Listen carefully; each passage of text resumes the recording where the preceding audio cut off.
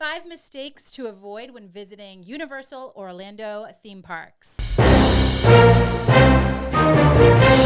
We made all the mistakes for you, so you don't have to. We made these mistakes. We wish we had known these following items before we visited, but hey, it's fine. Sometimes you have to have a learning experience in order to get the best out of your trip, whether that be going. You can read, you can watch a YouTube video like this, you can listen to podcasts, but sometimes you're not going to know everything. Well, we did none of that. We didn't read. We didn't watch anything. We just went, which was fine because it actually is a park where, especially, so the 2 theme parks we're going to talk about, so Universal Studios Florida and then Islands of Adventure.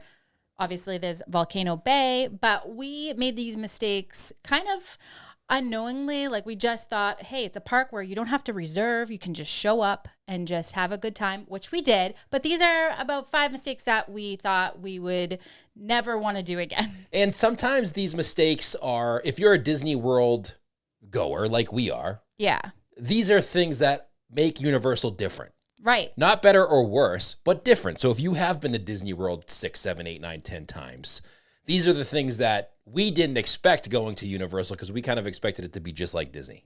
Or not. I mean, we had, so there's, I think number 2 on the list, we kind of had this, we had this assumption that they would be a little bit more, we thought that Disney would be a lot more relaxed on this issue and not so much Universal, but it turns out they both do this thing. So let's go. Stay tuned for number 5, though, because this is very, very important. Number 5 is a mistake, a huge mistake that we made. Big one. Is a big one, too, because Huge. it costs you a lot of time. So stay tuned for that. Okay. Number 1, this is something that Universal does a lot different than Disney. And this is, you want to put all your stuff in one bag. So Universal has this procedure where before you go on any attraction that's thrilling, they make you put your items in a locker. Now, they give you a free locker. They give you a card. You can put your items in a locker. But if you're like us and you have 5 people and everybody has 5 bags, and if you're like me, where you get stuck going to the locker and putting everybody's stuff in there, you got to designate a leader, which is fine. True, but that leader should carry 1 bag, and you should say, you know what? You have 2 items that you're bringing. That's it. That's the maximum amount of items that you can bring because it's going in my bag and I'm responsible for it. So make sure you stick all your items in just 1 bag. It's going to make your life a lot easier. Okay. So, like, you're not carrying 5 purses to the locker? Listen, the locker gets a little crowded. Not only is the locker small, so you want to make sure that your items can fit safely so you're not wrecking anything, but it gets a little busy in there. Yeah, you definitely need a team leader. I think that could be a mistake right there, is that not designating a team leader to go into the lockers to store your things. I see tons of families going in. Some of them are 4, 5, 6 people even. And you try to see you see people working there and trying to kind of coordinate, but it can be a little chaotic and they don't always are able to get to everybody. So you see crowds of people kind of just hovering over their one particular locker that they're going to get. It's a hot mess. Don't do that. So you know when someone's a Universal rookie, when there's 7 people in the family all around that one locker. That was us. Totally us, our first trip. And, you know, I got the evil eyes from people. They were looking at us. They're like, look at those. They've never been to Universal before because they're all hovering around that one locker. It wasn't the Mickey ears that gave it away? No, they were shaking their head at us. Okay. So do yourself a favor. Put all your stuff in 1 bag. Designate 1 person to go to the locker. Is going to make your life a lot easier. Number 2, so the mistake we made was not bringing snacks and waters into the park because I had thought for the longest time that Universal did not allow outside food into their parks. And it turns out they do, and it's awesome. I don't know where we heard that, or someone told us that they are way more strict about you bringing waters and snacks into the parks than Disney is. Because forever we've brought stuff into Disney parks. That's kind of how we get away with it being a little bit cheaper. And we thought Universal was going to check our bag. They're going to take your water. They're going to take your snacks. So the first visit, we didn't bring anything.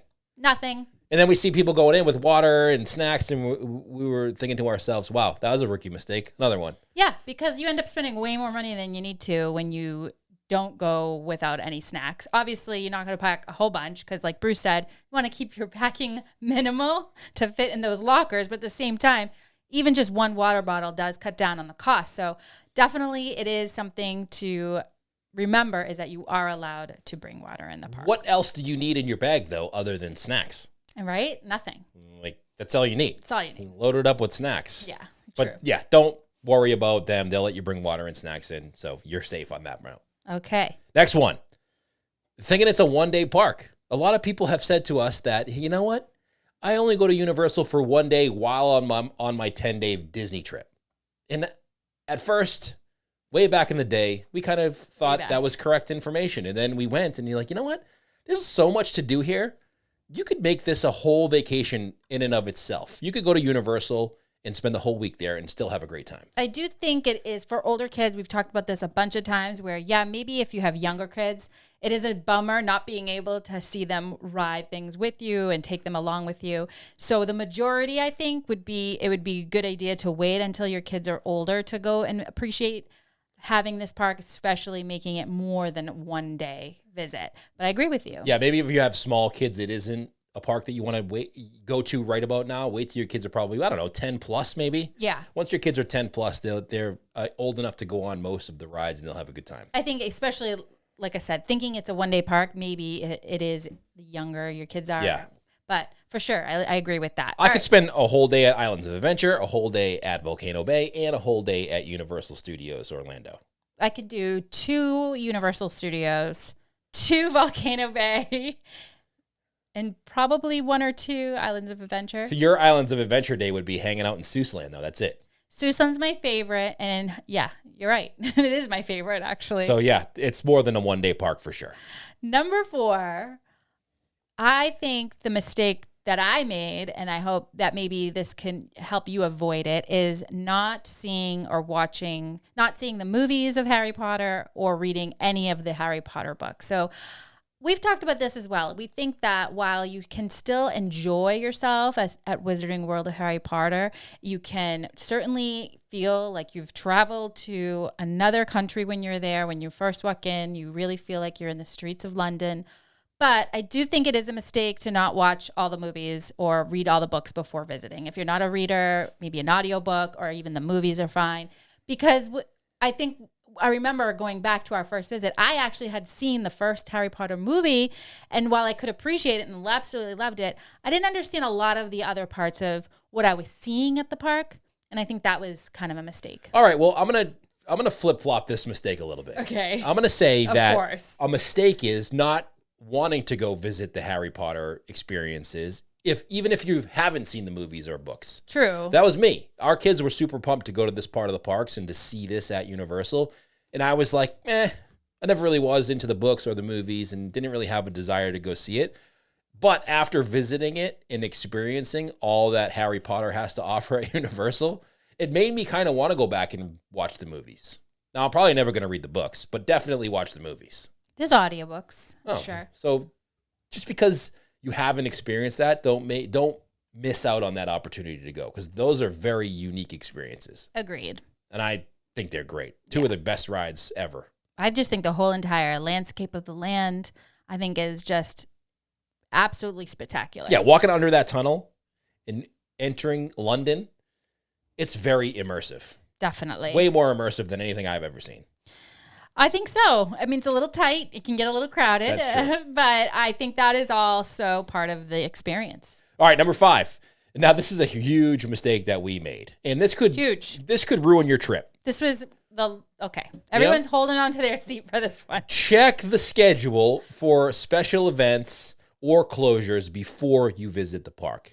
Now, do you think people just do this and we just didn't? Or do you think a lot of people forget to do this? You know, I'm sure there's a lot of smarter people out there than us that do make sure that all the attractions they want to see are open and the park doesn't have any special events. But, you know, we just assumed.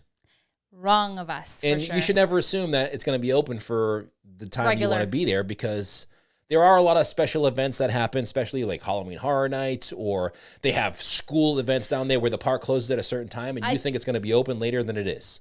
I think that's where we did the mistake. Like, you kind of know about the Halloween horror events or the special bigger events that are advertised, but I don't necessarily think that they don't announce anywhere that it's going to be a high school event. Or at least I didn't see it. But they do show park hour. So those events causes the park to close pretty early. And if you go in like we did, yeah, it's a pretty empty park, which was pretty neat. but it was not obviously worth the whole process of getting there for only being there. I think we were there for 2 hours max. Yeah, if you do look at the app, which I suggest you do, and you do see that the time says they close at 5, you should question that. Yeah. You shouldn't think that's an error. You should say to yourself, you know what? Why is it park only say it's open till 5 o'clock? You should probably go to guest services, ask if you're not sure, if it doesn't say clearly, and, you know, look into that before you visit the park. That's a huge mistake that we made. And luckily for us, it was like an extra day for us or an extra night. We weren't expecting to like go there for the whole day. We just convinced ourselves that it really was a bummer. We were just like, we'll go back. But if you plan your whole vacation around going on a specific day and you go check and it closes at 5, that could bum you out a little bit. You're going to miss a whole bunch of stuff. I think it was closing at 6, but it was a major fail on our part. Did you look at the app and think it was an error? I did. I looked at the park me? and I was like, oh, why does it say it closed at 5 o'clock today or 6 o'clock? And I didn't even think twice about it. I was just, I don't know what was going on in my brain that I just didn't even question it. Or even tell any of us. I mean, the 4 of us girls, at least you could have said something to one of us. I mean, it's our also fault for not checking, but that's just funny. It was a big mistake. But you know what, though? We got to eat at the Leaky Cauldron, which we probably wouldn't have done otherwise with nobody there. That was pretty cool. And it was a great experience. So, you know, you got to make lemonade out of lemons sometimes. That's true. All right. Well, those are some mistakes that we made. Hopefully, it'll help you avoid some mistakes, or at least these ones. There's a whole bunch of blog posts and podcasts out there about mistakes, but these are ones that we didn't know about and we do now. This is better. This is much better. Hit the subscribe button. Throw us a comment if there's a mistake that you would avoid. So think of it this way. Okay. If you were suggesting somebody go to Universal, what mistake did you make your first time that you wish you would never have to make again? Leave it in the comments below. We want to hear them. And hit that subscribe button. Bye, everybody. See you next time.